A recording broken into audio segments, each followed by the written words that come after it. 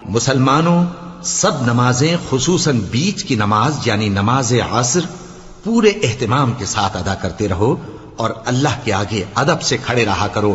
پھر اگر تم خوف کی حالت میں ہو تو پیادے یا سوار جس حال میں ہو نماز پڑھ لو. پھر جب امن و اطمینان ہو جائے تو جس طریق سے اللہ نے تم کو سکھایا ہے جو تم پہلے نہیں جانتے تھے اللہ کو یاد کرو. اور جو لوگ تم میں سے مر جائیں اور عورتیں چھوڑ جائیں وہ اپنی عورتوں کے حق میں وصیت کر جائیں کہ ان کو 1 سال تک خرچ دیا جائے اور گھر سے نہ نکالی جائیں. ہاں اگر وہ خود گھر سے چلی جائیں اور اپنے حق میں پسندیدہ کام یعنی نکاح کر لیں تو تم پر کچھ گناہ نہیں. اور اللہ زبردست ہے، حکمت والا ہے. اور مطلقہ عورتوں کو بھی دستور کے مطابق نان و نفقہ دینا چاہیے. پرہیزگاروں پر یہ بھی حق ہے. اسی طرح اللہ اپنے احکام تمہارے لیے بیان فرماتا ہے تاکہ تم سمجھو.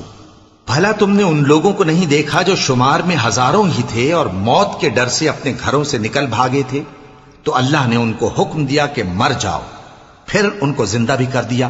کچھ شک نہیں کہ اللہ لوگوں پر مہربانی رکھتا ہے، لیکن اکثر لوگ شکر نہیں کرتے. اور مسلمانوں، اللہ کی راہ میں جہاد کرو اور جان رکھو کہ اللہ سب کچھ سنتا ہے، سب کچھ جانتا ہے. کون ہے کہ اللہ کو قرض حسنہ دے کہ وہ اس کے بدلے اس کو کئی گنا زیادہ دے گا؟ اور اللہ ہی روزی کو تنگ کرتا اور وہی اسے کشادہ کرتا ہے، اور تم اسی کی طرف لوٹ کر جاؤ گے. بھلا تم نے بنی اسرائیل کی ایک جماعت کو نہیں دیکھا جس نے موسیٰ کے بعد اپنے پیغمبر سے کہا کہ آپ ہمارے لیے ایک بادشاہ مقرر کر دیں تاکہ ہم اللہ کی راہ میں جہاد کریں؟ پیغمبر نے کہا کہ اگر تم کو جہاد کا حکم دیا جائے تو ایسا تو نہیں کہ لڑنے سے پہلو تہی کرو. وہ کہنے لگے کہ ہم اللہ کی راہ میں کیوں نہ لڑیں گے جبکہ ہم وطن سے خارج اور بال بچوں سے جدا کر دیے گئے.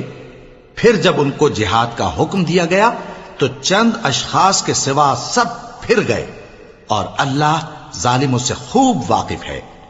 اور پیغمبر نے ان سے یہ بھی کہا کہ اللہ نے تم پر طالوت کو بادشاہ مقرر فرمایا ہے. وہ بولے کہ اسے ہم پر بادشاہی کا حق کیوں کر ہو سکتا ہے؟ اس سے بڑھ کر بادشاہی کے مستحق تو ہم ہیں، اور اس کے پاس تو بہت سی دولت بھی نہیں. پیغمبر نے کہا کہ اللہ نے اس کو تم پر فضیلت دی ہے اور بادشاہی کے لیے منتخب فرمایا ہے. اس نے اسے علم بھی بہت سا بخشا ہے اور تن و توش بھی بڑا عطا کیا ہے. اور اللہ کو اختیار ہے جسے چاہے بادشاہی بخشے، وہ بڑا کشائش والا ہے